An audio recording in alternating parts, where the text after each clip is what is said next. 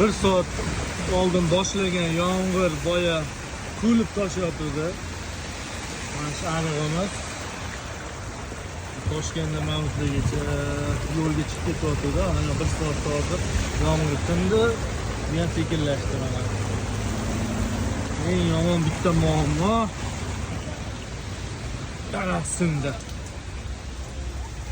Daraxt sindi, to'klar ustma ust bo'lib ketdi. Ahvol chatoq.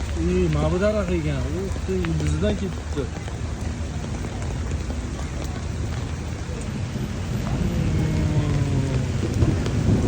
Mashinamizdan ustiga tushdi. Ancha olasa zarar yetkazmadi.